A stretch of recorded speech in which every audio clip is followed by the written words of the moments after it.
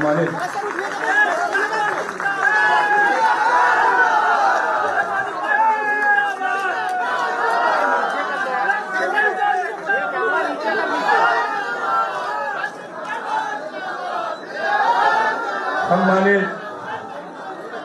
Media और पत्रकार भाइयों, बहुत ही हर्ष के साथ सूचित कर रहा हूं, पूर्व विभाग समाजवादी पार्टी के राष्ट्रीय अध्यक्ष माननीय श्री अखिलेश यादव जी के आज इस हाल में पहली बार आया हूं, इसके लिए माननीय राष्ट्रीय अध्यक्ष जी को बधाई देता हूं। और सबसे पहले तो पत्रकार भाइयों को मैं धन्यवाद देता हूं कि आप लोगों की बदौलत हम यहाँ आए, आप लोगों की बदौलत हम यहाँ आए हैं। इसके लिए नववर्ष की ढेर सारी शुभकामनाएं। ये सच है, ये सच है कि आप लोगों ने अपनी लेखनी और अपने चैनलों पे नहीं दिखाया होता तो शायद इस हाल में ओम प्रकाश राजभर नहीं आ पाता। और हमारे मंच पे विराजमान तमाम पार्टी, तमाम संगठन के साथियों ने आज माननीय अखिलेश यादव जी को मुख्यमंत्री बनाने के लिए जो संकल्प लिया, समर्थन दिया, उन सभी साथियों को बहुत बहुत बधाई देता हूं। और हमने तो आप लोगों से पहले भी कह चुका हूं और 3 साल पहले कहा था, लेकिन हमारे पत्रकार भाई, तमाम हमारे साथी हमको कहते थे कि जलेबी की तरह घुमाते हैं,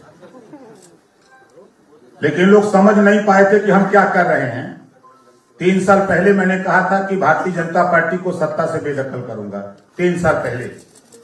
अब वो समय आपका आ गया है और पूरे प्रदेश में एक बीमारी बड़ी तगड़ी बा। वो बीमारी का बा, योगी जी, मोदी जी के ललका साड़ से पूरा प्रदेश परेशान बा। इसे निजात चाहता, ट्रामा सेंटर चले जाइए, 70% मरीज योगी जी, मोदी जी के ललका साड़ से लड़के आवत हैं। ट्रामा सेंटर में जाके देखिए। हम लोगों ने मन बनाया है, माननीय भावी मुख्यमंत्री जी बगल में है, ऐसे ही 2022 के बाद बगलिए में रहा। 300 यूनिट बिजली पूरे उत्तर प्रदेश में सरकार बनते ही माननीय मुख्यमंत्री से घोषणा होगी। गरीबों का इलाज फ्री में होगा। और प्रदेश में जो नफरत की राजनीति हो रही, उस नफरत की राजनीति को खत्म करने का काम माननीय अखिलेश यादव जी करेंगे। भारतीय जनता पार्टी की तरफ से बड़ा आरोप लग रहा है कि समाजवादी पार्टी की सरकार आ जाएगी तो गुंडई ज्यादा हो जाएगी। समाजवादी पार्टी से ज्यादा गुंडई भारतीय जनता पार्टी के राज में हो रहा है।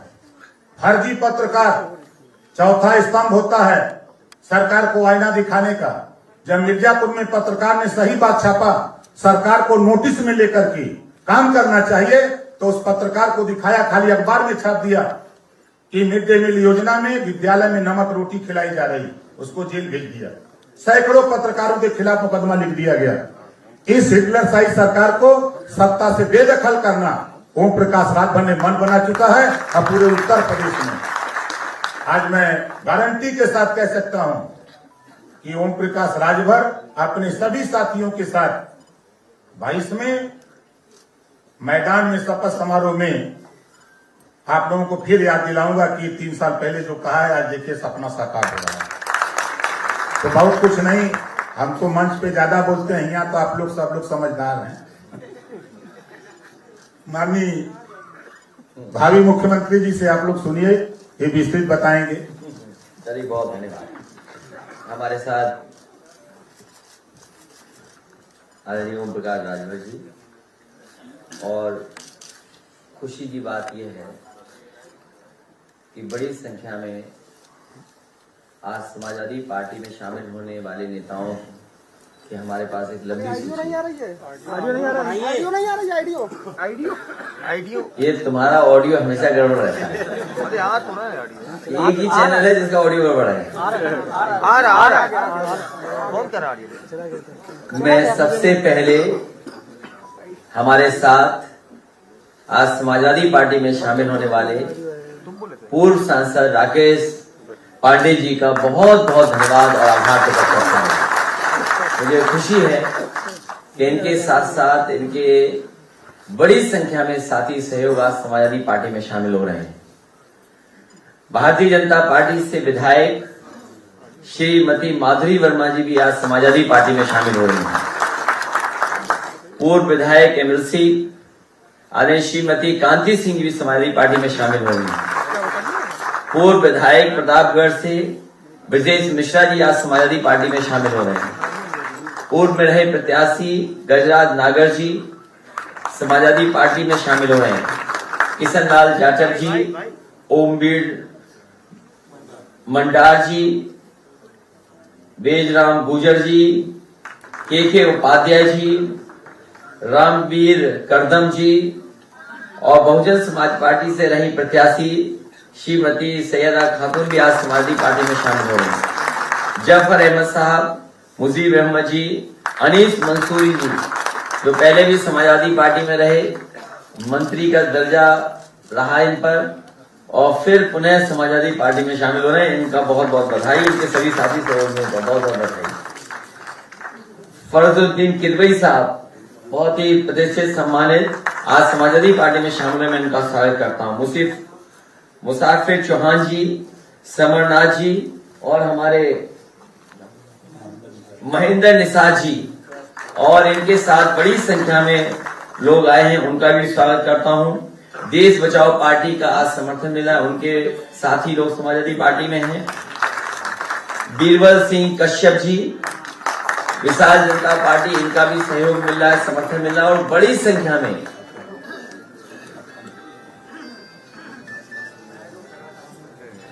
इनके साथ साथ अखंड जलवंशी सेवा संस्थान जो अपने समाज में बड़ी संख्या में लोग हैं और अपने समाज में लगातार जगाने के लिए, संविधान को बचाने के लिए, देश को बचाने के लिए और अपने समाज को सम्मान दिलाने के लिए संघर्ष कर रहे हैं। मैं आज उनका सभी का बहुत बहुत स्वागत और बहुत बहुत धन्यवाद देता हूं।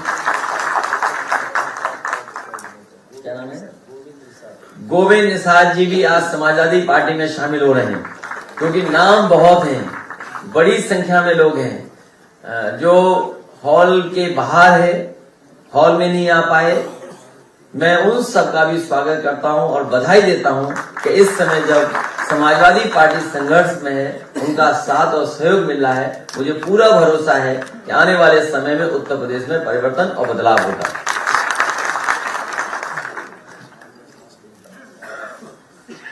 मैं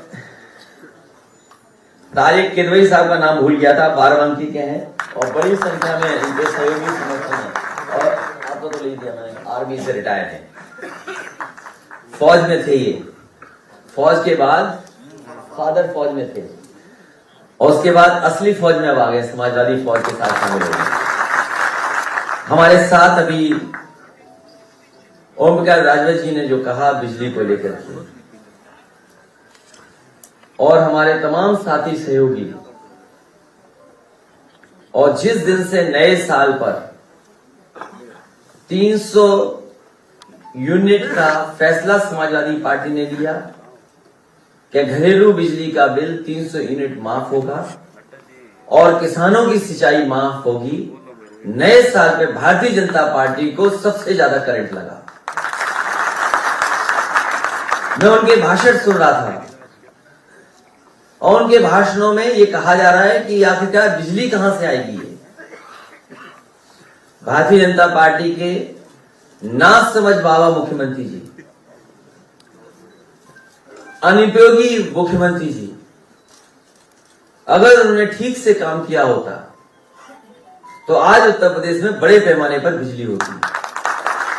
हमारे उत्तर प्रदेश की गरीब जनता को, किसानों को, उद्योगपतियों को, व्यापारियों को और आम लोगों को इतना बिजली का बिल नहीं देना पड़ता जितना आज बिजली का बिल देना पड़ रहा है। मुझे याद है जिस समय नेताजी उत्तर प्रदेश के मुख्यमंत्री थे, कुछ लोगों ने बिजली का कारखाना न लगे उसके लिए बड़े पैमाने पर आंदोलन किया, लेकिन मुझे खुशी है इस बात की कि शाहजहांपुर में रोजा का प्लांट बिजली का लग करके तैयार हो गया। वो नेताजी का समय था। इसी तरह झांसी में जो बिजली का कारखाना लगा हुआ है, अगर उस समय समाजवादी सरकार में वो फैसले न लिए हुए होते तो शायद पारिशा का पावर प्लांट भी नहीं लग पाता, जिसका उद्घाटन बाद में हुआ।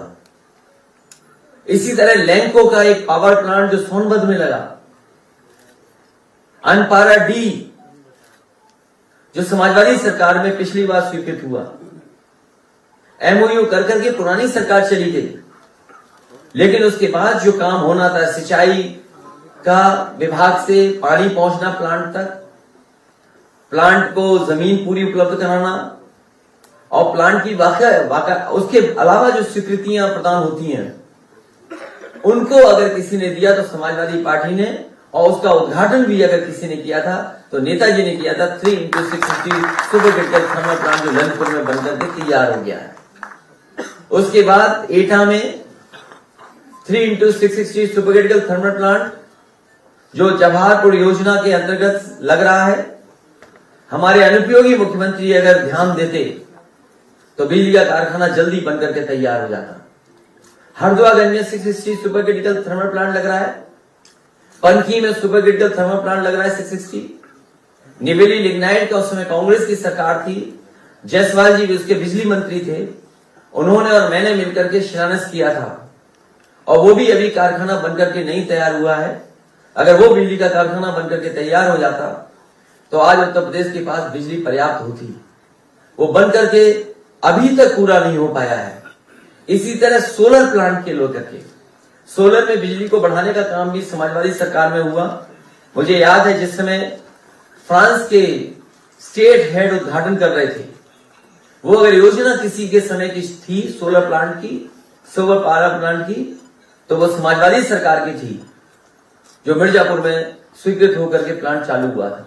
उत्तर प्रदेश में बड़े पैमाने पे, चाहे वो ललितपुर रहा हो, महोबा रहा हो, झांसी रहा हो, जालौन रहा हो या मैनपुरी रहा हो, सोलर पावर प्लांट अगर किसी सरकार में ज्यादा लगे हैं तो समाजवादी सरकार में उन सोलर प्लांटों को लगाने का काम हुआ। हमारे बगल में बैठे हैं मांझी जी, ये उस समय हमारे सरकार में हमारे साथ थे, विधायक थे और मंत्री थे। इनकी विधानसभा में टांडा में जो एनटीपीसी का पावर प्लांट लगना था, जगह उपलब्ध नहीं हो पा रही थी, जमीन उपलब्ध नहीं हो पा रही थी। एलएनटी के बड़े बड़े अधिकारी आकर के यही निवेदन सरकार से करते थे कि अगर जमीन उपलब्ध हो जाए तो यहां पर जल्दी पावर प्लांट लग करके तैयार हो जाएगा। मुझे खुशी है इस बात की कि वहां के किसानों ने हमारा कहना माना, सरकार का कहना माना और पूरी की पूरी जमीन उपलब्ध करा दी। आज उसका परिणाम है कि वहां पर भी बिजली का बड़ा कारखाना लग करके तैयार हो गया और बड़ी कैपेसिटी का बिजली का प्लांट चल रहा है। 13 है 662, तो 1300 के लगभग मेगावाट बनकर के तैयार हो गया। ये बातें मैं इसलिए बता रहा हूं कि जब 300 यूनिट फ्री देने का वादा किया है तो उसके पीछे ये तमाम योजनाएं हैं जो समाजवादी सरकार बनने पर पूरी होंगी और उत्तर प्रदेश को 300 यूनिट फ्री घरेलू बिजली उपलब्ध कराने का काम करेंगे। हमारे किसान की आय तो दोगुनी इस सरकार नहीं कर पाई। इस सरकार ने वादा किया था भारतीय जनता पार्टी ने। अभी मैं इनके लंबे लंबे भाषण सुनता हूं, इनके बड़े बड़े भाषण आते हैं, लेकिन एक भी भाषण में किसान को लेकर की बात नहीं कह रहे हैं। पहले तो साजिश कर करके ये 3 ऐसे कानून लाए जिन कानूनों से किसानों की खेती बर्बाद हो जाती, जमीन छिन जाती, उनके हाथ में खेती नहीं बचती। मजबूरी में उत्तर प्रदेश का चुनाव देख करके उन्होंने तीनों कानून वापस ले लिए। और मैं जानता हूं और हमारे तमाम साथियों ने बताया कि जिस समय गाजीपुर से मऊ आजमगढ़ होते हुए जब सवेरे रथ पहुंचा था, भारतीय जनता पार्टी के होश उड़ गए और सबसे बड़ा काम उन्होंने किया कि किसानों के 3 कानून वापस ले लिए।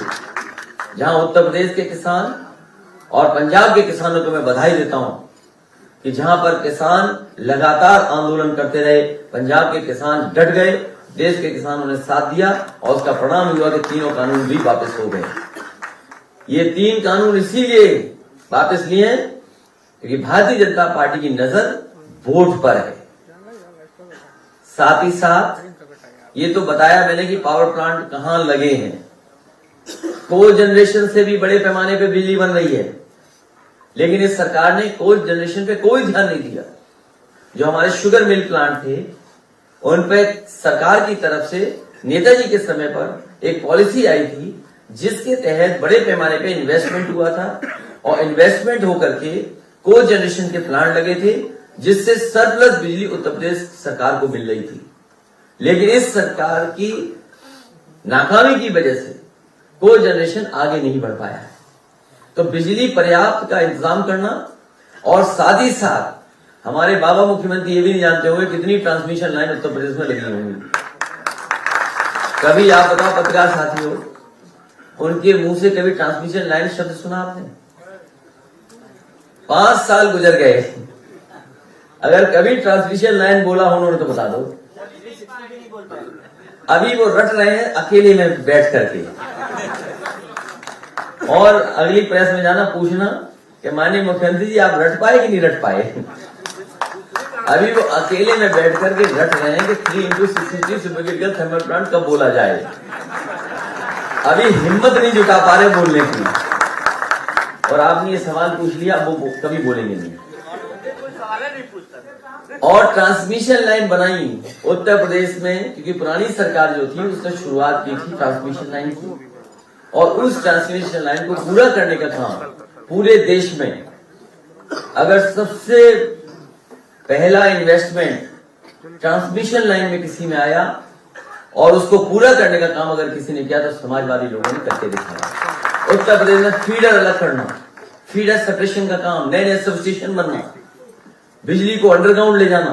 मुझे याद है आजमगढ़ का सबसे पहले अंडरग्राउंड केबलिंग किया था, मऊ का भी शुरू करा दिया था, बनारस से पहले सारनाथ का सरकार से हो गया, लेकिन उस समय की भारतीय जनता पार्टी की सरकार ने कहा कि हम बनारस को भी करना चाहते हैं। उस समय के जो बिजली मंत्री थे उन्होंने हमारे प्रमुख सचिव से कहा कि बिजली को हम अपने हिसाब से अपने माध्यम से किसी से लगवाना चाहते हैं, अगर आपकी सरकार मान जाए तो हम उसी तरीके से लगाने का काम करेंगे। मुझे याद है हमने अपने प्रमुख सचिव से कहा कि अगर वो केंद्र सरकार के कोई मंत्री कह रहे हैं कि वो अपने हिसाब से अंडरग्राउंड केबलिंग कराना चाहते हैं तो उसको पूरी की पूरी परमिशन दी जाए और स्वीकृत करी जाए, और उसका परिणाम है कि बनारस में अंडरग्राउंड केबलिंग अगर किसी की वजह से हो रही है तो समाजवादी पार्टी की सरकार की वजह से। मुझे वो दिन भी याद है जो आज हमारे बीच नहीं है, लालजी टंडन जी, वो और बनारस के बहुत बुजुर्ग विधायक, कई बार के रहे विधायक जिनका बीजेपी ने टिकट काट दिया, श्यामदेव चौधरी जी, वो वहां हड़ताल पे बैठ गए थे। और हड़ताल पे इसलिए बैठ गए थे, वो चाहते थे कि प्रधानमंत्री जी के क्षेत्र में 24 घंटे बिजली हो जाए। कई दिनों जब हड़ताल पे वो बैठे रहे, उस समय के जो जिलाधिकारी थे उन्होंने मुझसे फोन पे कहा कि अगर ये हड़ताल में नहीं बैठे तो हो सकता है इनकी जान चली जाए, इसलिए इनकी मांग आप मान लेंगे तो अच्छा रहेगा। मैंने उसी दिन फैसला लिया और उन्हें बुलाया, अपने यहाँ बैठा करके उनकी भूख हड़ताल छुड़वाई, और उसी दिन बनारस को 24 घंटे बिजली देने का काम अगर किसी सरकार में हुआ था तो वो समाजवादी सरकार थी। अगर मेरा कहना भारतीय जनता पार्टी के लोग नहीं मानते हैं तो उन बुजुर्ग के घर पे जाएं जिन बुजुर्ग की आपने टिकट काटी है, वो कम से कम सच बता देंगे कि हाँ उनकी भूख हड़ताल की वजह से उस समय की समाजवादी सरकार ने बिजली 24 घंटे दे दी थी। भारतीय जनता पार्टी से अच्छा झूठ को नहीं बोल सकता, वो झूठ में कुछ भी बोल सकते। इसलिए उत्तर प्रदेश की जनता इन झूठ बोलने वालों को इस बार उत्तर प्रदेश से हटाने का काम करेगी। मैं इन्हीं शब्दों के साथ मैं पत्रकार साथियों का धन्यवाद देता हूं और अपने सभी साथी जो आज समाजवादी पार्टी में शामिल हो रहे हैं उनका बहुत बहुत स्वागत करता हूं। कल का कार्यक्रम के आयोजन का जो संतोष पांडे जी ने किया वो भी यहाँ बैठे हैं, उनके तमाम सहयोगी साथी हैं जो सुन भी रहे हैं और बाहर भी हैं, मैं उनको भी बधाई देता हूं। एक ऐतिहासिक कार्यक्रम उन्होंने किया और बहुत उसका संदेश दूर दूर तक गया है। वो आपके साथ 4-5 लोग हैं, ज्ञापन देंगे, आप बुला लो, आप बुला राम सिंह के साथ बुला लो पहले, तब ज्ञापन बाद में लेंगे, सवाल जवाब हो जाते। आपको खड़ा कर लो, इधर खड़ा कर लो। मेघालय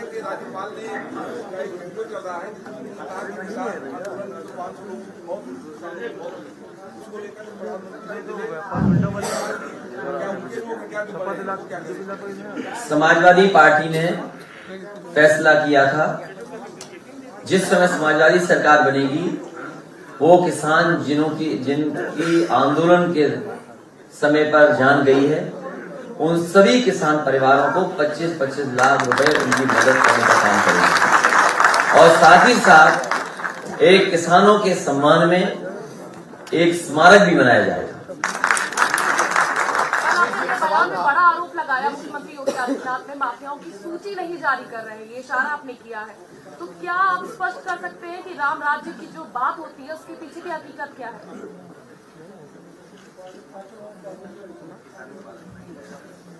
ये सवाल ऐसा है, आप नाम पढ़ती कि ये माफिया किस पार्टी के तो अच्छा लगता है।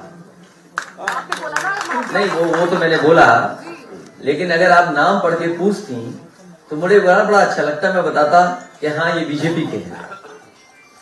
और मैं फिर दोहराता हूं वो बात, अभी जो सूची आई है जिसमें विधायकों पे आरोप लगे हैं, एक रिपोर्ट आई एडीआर रिपोर्ट, उसमें सबसे ज्यादा विधायक जिन पर मुकदमे हैं वो भारतीय जनता पार्टी के निकले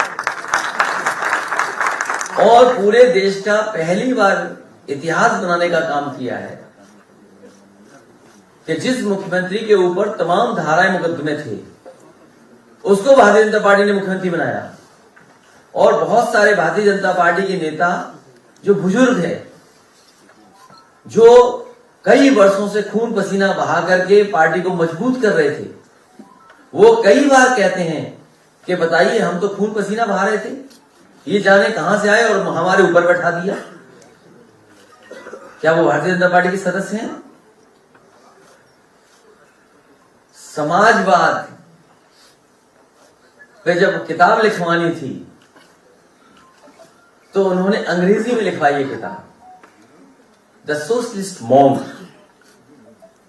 तो सोशलिज्म का जो रास्ता है वही राम राज्य को लिए रास्ता है।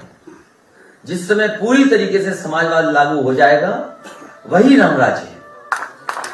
और मैं आपसे जानना चाहूंगा कि द सोशलिस्ट मॉन्क की हिंदी क्या होगी? हमारी बहन जिन्होंने पूछा है हमसे सवाल, नहीं उन्हें पता है, हमारी बहन ने सवाल पूछा है हमसे राम राज्य पर, तो मैं आपसे केवल हिंदी जानना चाहता हूं कि हमारी मुख्यमंत्री जो है वो समाजवाद पे न जाने क्या क्या ज्ञान देते हैं, लेकिन जब उन्हें अपनी किताब लिखवानी थी तो उन्होंने किताब लिखवाई the socialist monk. Single solitary kind of. उन्होंने बोला मुझे नहीं पता, शायद उन्हें नहीं मालूम होगा। नहीं सके ये आपकी बहन, वो उन्हें कुछ नहीं पता है। पता है कि नहीं?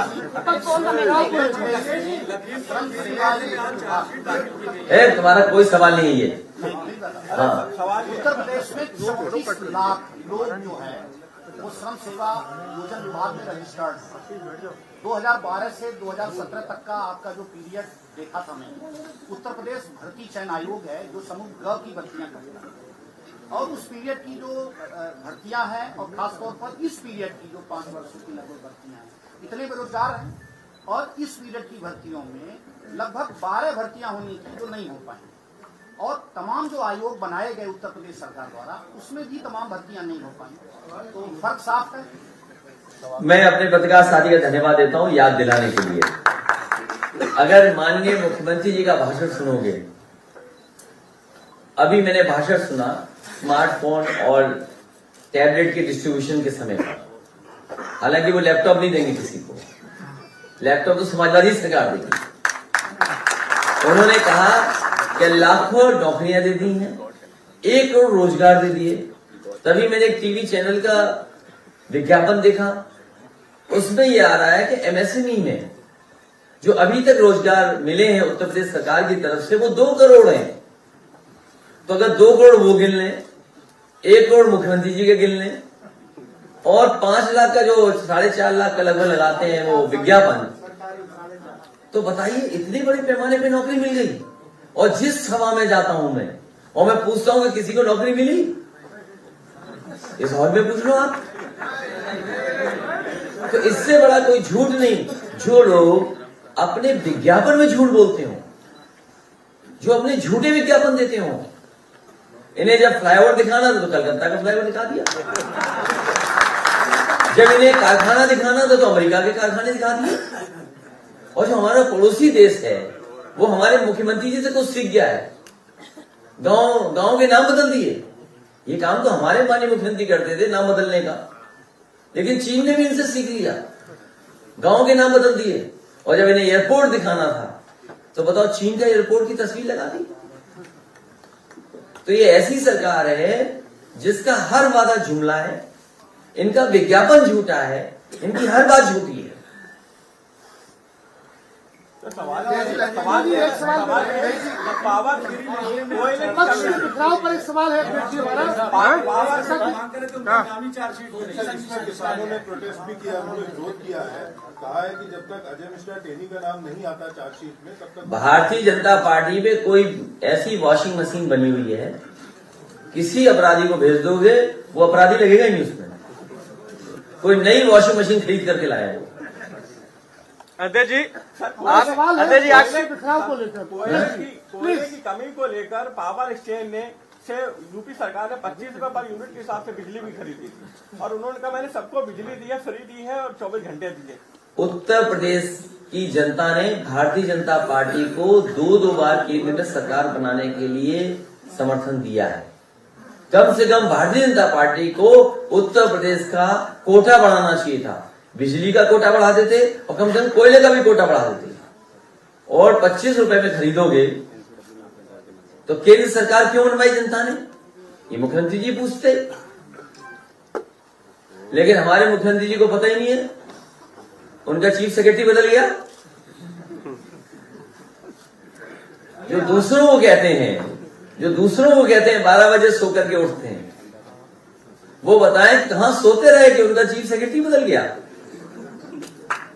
और ऐसे सो रहे थे कि जिनका रिटायरमेंट होने जा रहा था 2 दिन बाद, उन्हें बताओ चीफ सेक्रेटरी बना दिया और एक्सटेंशन देकर के 1 साल का। तो सोचिए हमारे बाबा मुख्यमंत्री सो रहे थे कि जाग रहे थे। अध्यक्ष जी, 30 यूनिट बिजली मुफ्त है, कल को आप सरकार बनेगी तो क्या बकाया बिल भी माफ होंगे? तुम्हारा बिल ज्यादा आ रहा है। सर सबका रहा है, सर सबका रहा है, सर सबका रहा है बिल। तुम्हारा बिल बढ़ जाएगा। तुम हमें सरकार बना लेने देते 17 में तो तुम्हें इतना बिजली का बिल नहीं देना पड़ता। तुमने तो हमारे खिलाफ वोट डाले। हमारा आखिरी में जब प्रेस वालों का आखिरी सवाल हो तो ये बता देना इनका पूछना। हमारा सवाल है विपक्ष के टकराव को लेकर। और संजय सिंह आपसे मिले भी थे, पर कल जब केजरीवाल आए उन्होंने कहा कि बिजली फ्री देने का फॉर्मूला सिर्फ आम आदमी पार्टी को आता है और किसी को नहीं। अरे यार क्या सवाल पूछते तुम। मैंने प्लांटों के नाम बताए। जिस समय नेताजी मुख्यमंत्री थे, मुझे याद है शाहजहांपुर का रोजा का पावर प्लांट लगा प्राइवेट। नेताजी ने इस प्रदेश के लिए को जनरेशन का प्लांट लाया। अनपारा डी का समावेश सरकार में हुआ, लैंको का नेताजी लाए। और मुझे खुशी इस बात की कि जिस समय मैं हरदुआगंज का प्लांट का शिलान्यास करने जा रहा था, तो जिस कंपनी को ठेका मिला था, जापान की वो कंपनी थी। वो कंपनी के जो सबसे बड़े अधिकारी आए थे जापान से चल करके, उन्होंने गिफ्ट में मुझे वो तस्वीर दी जब कभी नेताजी ने प्लांट का उद्घाटन किया था। तो उन्होंने कहा कि मैं आज वो तस्वीर दे रहा हूं कि एक बार आपके पिताजी ने इस प्लांट का उद्घाटन किया था और आज मैं आपके यहाँ शिलान्यास कर रहा हूं और उद्घाटन करने आऊंगा तब दोबारा आपको मैं तस्वीर दूंगा।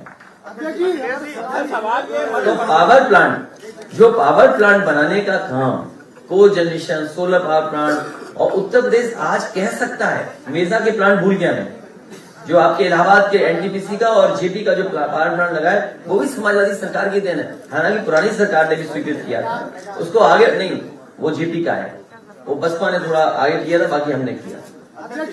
वो बजाज का वहाँ है ललितपुर में। एक सवाल मेरा है अध्यक्ष जी, प्लीज इनका ले लीजिए, इनका ले लीजिए। लेकिन एक से देखो ऐसा है ना, 1 मिनट बात, अभी मजा आएगा इसमें। ये जो हमारे पत्रकार साथी हैं, इन्हें किसी बीजेपी वाले ने व्हाट्सएप किया है, वो पढ़ रहे हैं। लेकिन हमारा निवेदन आपसे एक है, नहीं, हमारा निवेदन एक है, जिस भी व्यक्ति ने क्या उसका नाम ले लो, इतना सा निवेदन है हमारा। सबको जैसे सबका साथ सबका विकास वो नकली है, ये बिजली की जब जाएगी तो सबके लिए 300 यूनिट है। उन्होंने साफ तौर पर ये कहा कि ये पूरा हो गया। सतपाल मलिक जी ने किसानों के मामले में ये कहा कि प्रधानमंत्री से जब बात हुई तो वो बोले, और जब अमित शाह जी से उनकी भेंट हुई तो उन्होंने कहा कि प्रधानमंत्री को किसी ने भ्रमित। देखिए, गवर्नर साहब पुराने समाजवादी भी रहे हैं, ये बात याद रखिए। उनकी बात पे आप क्या सोचते हैं? मैं क्यों सोचूं किसी की बात पे? मैं क्यों सोचूं किसी की बात पे? जब वो सरकार, देखिए क्या सवाल पूछने वाले इतने बड़े चैनल को बहुत तकलीफ है भाई। आप तो सवाल ये पूछिए कि जो सरकार किसान के खिलाफ है, जिस सरकार ने ये कहा हो कि हम किसानों की आय दोगुनी कर देंगे, बताओ आय दोगुनी हुई क्या? धान कैसे बिक गया? और जिसका अभी आपने कहा सांड सड़कों पे घूम रहे हैं, खेतों में घूम रहे हैं, बताओ किसान दुखी है। बिजली महंगी कर दी, डीजल महंगा कर दिया, हर चीज किसान की महंगी कर दी। और जब खाद खरीदनी थी, आप बताइए खाद कहाँ किसान को मिली? इसलिए किसान को खाद नहीं मिली। और बताइए, ये तो पार्ले जी से सीखे हैं। हाँ ठीक बात है, ये बीजेपी वाले सीखे कहाँ से 5 किलो निकालना, ये पता है आपको?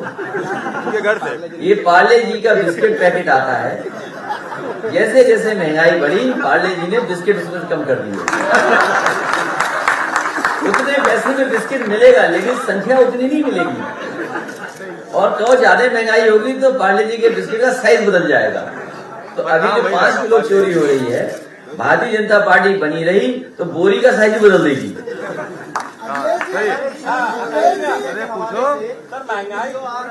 तो इसलिए मैं आपका क्या कह रहा हूँ, ये पूछे कि किसानों की आय दोगुनी कब होगी? लास्ट में तुम्हारा। अरे भाई हम क्यों बहस में पड़े उसमें? अच्छा ये बताइए, एक मिनट नहीं, अभी इसके बाद आखिरी ये रह गए, इनका ले लीजिए। जब ये डबल इंजन टकरा रहे हैं आपस में एक दूसरे से, एक मिनट, डबल इंजन टकरा रहा है, जब डबल इंजन टकरा रहा है वो नहीं बोल पा रहे हैं। ये छोटे मोटे बोगी और दूसरे तो टकराते ही रहेंगे, लेकिन असली डबल इंजन टकरा रहे हैं, आपको ये नहीं पता? सही बात। अखिलेश जी वैसी ने कहा है कि उत्तर प्रदेश में जो भी सरकार बनती है मुसलमानों के योगदान से बनती है। ये तो अच्छी बात कही, ये क्या खराब बात कही मैंने? लेकिन ये बताओ, सवाल ही नहीं हो पा रहा है। किसान, गरीब, व्यापारी, नौजवान, ये कहाँ है? ये भी तो उत्तर प्रदेश में है। मुसलमानों का योगदान आपके साथ है सर। बहुत सही, बहुत सही सवाल। तभी ऐसा जिंदाबाद। ने उनके ऊपर आरोप ये लगाया मत बोलिए, अब छोड़िए। नहीं वो बात हम लोग ये पारिवारिक बातों पे हम नहीं उलझेंगे। नहीं, ये हम बीजेपी की तरह नहीं है, बीजेपी की तरह हम नहीं है।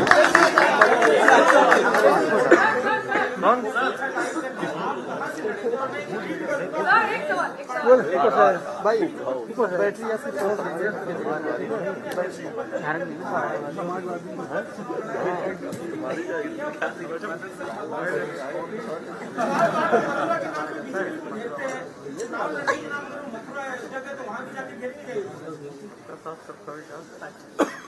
जब ये चुनाव लड़ने जाएंगे हमारे बाबा मुख्यमंत्री जी, जिस भी क्षेत्र में जाए उस क्षेत्र की जनता इनसे पूछेगी कि आपने वादा किया था कि किसानों की आय दोगुनी होगी, क्या किसानों की आय दोगुनी हुई? उस क्षेत्र के नौजवान जिन्हें नौकरी नहीं मिली, जिन्हें रोजगार नहीं मिले, जिन्हें बड़ा बड़ा सपना दिखाया था, वो तमाम नौजवान इनसे सवाल करेंगे कि नौकरी रोजगार मिला है कि नहीं मिला है। व्यापारी जिनके व्यापार खत्म हो गया, बर्बाद हो गए कोरोना के समय पर, किसी भी व्यापारी की कोई मदद नहीं की सरकार ने, और बिजली का बिल और तमाम ऐसे सवाल हैं जिनका जवाब भारतीय जनता पार्टी के पास नहीं है। और जब मुखिया उनके चुनाव लड़ने जाएंगे, जो दूल्हा है चुनाव के, वैसे तो आप जानते होंगे, हालांकि वो उदाहरण नहीं देना चाहिए, फिर भी मैं दे दूंगा। उसको अदरवाइज मत लीजिएगा। हमारे सब लोग जानते होंगे कि अगर बेटा परीक्षा में ना पास हो पा रहा हो तो कई बार माँ बाप और चाचा भी जाते हैं थोड़ी नकल कराने। ये बात सच है कि नहीं सच है? तो हमारे बाबा मुखर्जी फेल हो चुके हैं, अब उनको कोई पास नहीं कर सकता। अब जो पास कराने आ भी रहे हैं वो भी नहीं करा पाएंगे। नहीं भगवान है, रात में हम पे आए, रात हमारे सपने में आए थे भगवान कृष्ण कह रहे थे आपकी सरकार बनने वाली है,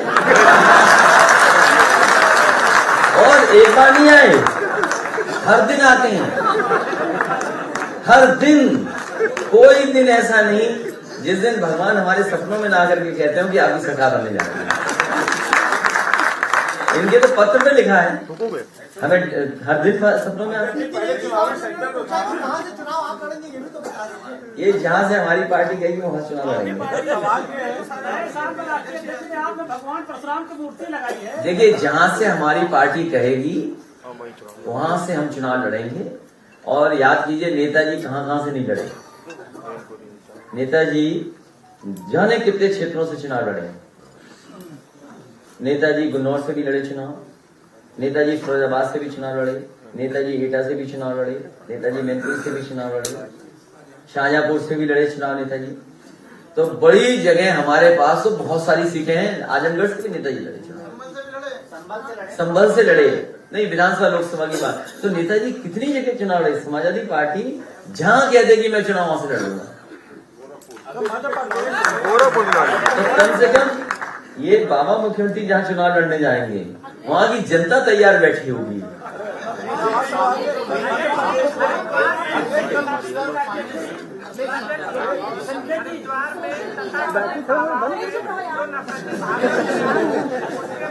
इनको पूछ लें तो आजकल इनको आगे बढ़ाना बताइए। सब पार्टियां बढ़ा रही हैं, इनका बोले फिर तुम्हारा पूछिए सवाल जवाब देंगे।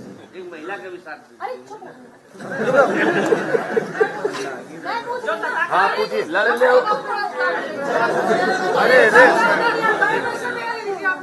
सोशल मीडिया पर मुस्लिम महिलाओं की तस्वीर को एक उसके खिलाफ है हम लोग। ये काम नहीं होना चाहिए और ये गलत काम है। सरकार को आखिरकार क्या इंटेलिजेंस सरकार की कर रही है, क्या सोच रही है? केवल विपक्षियों के फोन सुनने का काम करेंगे। इस तरह की जो घटनाएं हो रही हैं, इस तरीके से सोशल मीडिया पे किसी भी धर्म का या किसी की भी आस्था से कोई खिलवाड़ नहीं कर सकता।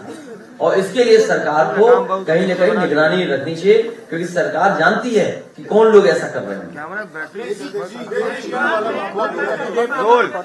भाषण दिया, उसके उपरांत कोई कार्रवाई नहीं हुई। इसके बाद पूर्व सेना प्रमुखों ने और प्रबुद्ध जनों ने, किसने भाषण दिया? तथाकथित धर्म संसद में जो भाषण दिया गया, उसके बाद उन्हें जेल भेज देना। जेल तो चले गए और लोग भी जाने चाहिए, और लोग भी जाने चाहिए जो गलत भाषा का इस्तेमाल। महाराज इनका सवाल ले लीजिए, बहुत देर तकलीफ है, इनका बहुत तकलीफ है इनकी। लो बोलो बोलोगे, हाँ लो। अरे बड़े पैमाने में नौकरी मिलेंगी। अभी हमारे घोषणा पत्र का इंतजार नहीं कर सकते आप? बीपीएड, टीटी, बहुत सारे बड़े पैमाने पे पढ़े लिखे नौजवान जो हैं वो बेरोजगार हैं। हमारे घोषणा पत्र का इंतजार कीजिए। बीएड, बीपीएड, टीटी वाले, शिक्षा में रोजगार से बड़ी संख्या में लोग हैं जिनके पास नौकरी रोजगार नहीं है। अरे हो गया सवाल, कौन पहुंच गया? समझ गया तुमको, आईडी ना दिखाते। ये क्या पत्रकारों को भी नौकरी मिलेगी? तुमको मिल जाएगी। ओम प्रकाश राजभर जी कह चुके हैं पत्रकार साथियों आपके लिए। ये एक सवाल यहाँ से आ रहा है, ये पूछ रहे हैं कि कन्नौज सेंटर है, और कन्नौज आज का सेंटर नहीं है। सम्राट हर्षवर्धन के जमाने का सेंटर, वो राजधानी थी देश की, और वहां एक राजा ऐसा रहा जिसका नाम कोई दूसरा रखता नहीं है। जयचंद। कोई जयचंद नाम से व्यक्ति नहीं मिला इस कमरे में, तो नहीं कोई जयचंद नाम से, कोई नहीं, कोई जयचंद नाम नहीं रखता है। कन्नौज की जनता ने जयचंद को भी भगा दिया। ये साजिशें और षड्यंत्र और लोगों को अपमानित करने का काम लगातार चलता रहेगा। वो इसलिए चलेगा क्योंकि ध्यान हटाना जरूरी है। Divide and rule, divert the brain. भाई डिवाइड एंड रूल अंग्रेज लाए, सोच समझ के लाए। कभी जाति और धर्म में झगड़ा करा देना।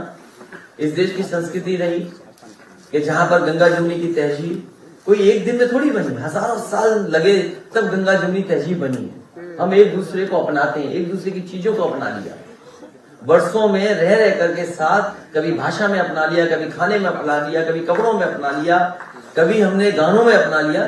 तो कोई एक दिन में थोड़ी चीजें एक दूसरे से मिल गई हैं, हजारों साल लगे हैं, तभी हम कहा जाता है कि गंगा जमुनी तहजीब। तो ये जो कन्नौज का मामला है, केवल एक सिंपल सवाल है, एक सिंपल सवाल। जिस इत्र व्यापारी पर पहले दिन छापा पड़ा, वो कौन लोग थे जिन्होंने समाजवादी इत्र से उसको जोड़ा और समाजवादी पार्टी से जोड़ा? जो लोग थे वो सब साजिश और षड्यंत्र करने वाले लोग हैं। जिन लोगों ने भी पहले दिन जिस पर छापा पड़ा है इत्र व्यापारी पर, जिन लोगों ने भी समाजवादी इत्र से और समाजवादी पार्टी से जोड़ा, उन्हें निर्देश मिले कहीं से और हमारे पत्रकार साथियों ने निर्देशों का पालन किया। बड़े ओबिडियंट हैं कुछ लोग, और उन्होंने निर्देशों का पालन किया और उसका प्रचार किया। तो कन्नौज के इत्र वो सौहार्द का इत्र है, मिलने का इत्र है। हर आदमी जीवन की खुशबू और खुशबू को नहीं समझता। जो आदमी अकेला रहता हो वो क्या खुशबू को समझेगा? कहां खो गए तुम? कहां खो गए? पता नहीं किसको व्हाट्सएप कर रहे हो? तो इत्र का हर व्यक्ति को कुछ न कुछ खुशबू पसंद होती है, कुछ खुशबू उसको नहीं पसंद होती है। खाना हो, खाने में खुशबू है। ये जीवन की जो खुशबू है ये बीजेपी को नहीं पसंद। खुशबू पॉजिटिव है। अब वो बीजेपी कहे तो उसका भी बना देंगे, इत्र पता है तो हमने बनवा के भिजवा देते। कन्नौज के लोग मिट्टी का भी इत्र बनाते हैं और हर एक का एक अपना फार्मूला होता है। इत्र छोटा मोटा कारोबार नहीं है, बड़े पैमाने पे दुनिया में कारोबार है। इस सरकार को उस कारोबार को बढ़ाना चाहिए था, ना कि अपमानित कर रहे हैं। और सोचिए अल्पसंख्यकों पे कितना हमला है। वो अल्पसंख्यक थे दोनों, इसीलिए हमला उन पर हुआ है। जैन समाज क्या है आबादी में बताओ? 45 लाख, 50 लाख होगा, 50 लाख से ज्यादा जैन समाज नहीं है आबादी में। उन पे हमला हुआ कि नहीं हुआ? पहले एक कारोबारी को, और वो भी अगर छापा मारा है तो फिर दूसरे पे क्यों अपनी छापा मारा? वो इसलिए छापा मारा क्योंकि पहले छापे में उनकी नाक कट गई। और एक रिजर्वेशन हुआ करता था एंग्लो इंडियंस का, विधानसभा में एक सीट हुआ करती थी, नॉमिनेशन से पहुंचते थे। लोकसभा में सीटें थी, भारतीय जनता पार्टी आई तुरंत हटा दिया वो भी रिजर्वेशन। वो कौन लोग थे जिन्होंने हरियाणा में मूर्ति को तोड़ा है? सिख समाज पर क्यों अन्याय हो रहा था, अत्याचार हो रहा था और आतंकवादी तक कह दिया गया था और कहा कि ये लड़ाई किसानों की नहीं है, हिंदू और सिखों की लड़ाई है। ये कौन लोग थे? इसलिए इनके जीवन में कोई खुशबू नहीं है, ये कभी खुशबू पसंद नहीं कर सकते। ये कारोबार के खिलाफ है क्योंकि कारोबार हमें और आपको जोड़ता है। अगर कन्नौज का कारोबार है तो किसान कहीं ना कहीं मेहंदी उगा रहा है, कहीं ना कहीं बेला उगा रहा है, कहीं ना कहीं से केवड़ा ला रहा है। केवड़ा लाने वाले की जात क्या है, इत्र बनाने वाला कौन है, लगाने वाला कौन है। तो कारोबार हमें जोड़ता है, व्यापार हमें जोड़ता है। ये कभी कारोबार और व्यापार की बात नहीं करेंगे, ये केवल नफरत की बात करेंगे। इनके अंदर केवल नफरत की दुर्गंध है और ये तो फूल पेड़ों के नाम नहीं जानते। जी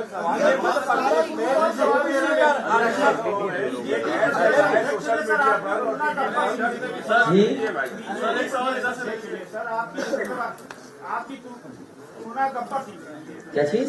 आपकी तुलना गब्बर सिंह से की है, कहा अरे वो तो सुपर हिट फिल्म थी भाई, वो कोई बात हुई? क्या फिल्म थी, क्या फिल्म थी सोचो। तुमने अगर न देखी हो दोबारा देख लो तुम, सुपर हिट फिल्म देखिए। और कितनी फिल्म सुपर हिट थी ये पता है कहाँ शूटिंग हुई? एक मिनट, शूटिंग कहाँ हुई थी? रामनगर कहाँ है? रामनगर कहाँ है? रामगढ़, सॉरी, कहाँ बनाया था? वही रामनगर और रामनगर वही है, एक ही है। ये बेंगलोर मैसूर हाईवे पर लेफ्ट साइड में है। सोचिए आप कितनी सुपरहिट फिल्म थी बताइए। ये किसने तुलना की ये बताओ हमें, कौन है गब्बर जिसने तुलना की है? किस गब्बर ने की है बताओ ना, कौन है? अच्छा तो हमारे गब्बर ने कहाँ गए प्रदेश अध्यक्ष? ये है गब्बर हमारे। तो गब्बर को जवाब दो, आज देंगे जवाब। उनके आपने नहीं देखी वो जन सेवा यात्रा? कई जगह की तस्वीर मैंने देखी है, कई जगह की तस्वीर आई है, वो ऐसी तस्वीर है कि चौमिन ठेले पे भी ज्यादा भीड़ दिखती है। अब जाने दोगे हम लोगों को कि नहीं जाने? जाइए जाइए, धन्यवाद धन्यवाद धन्यवाद।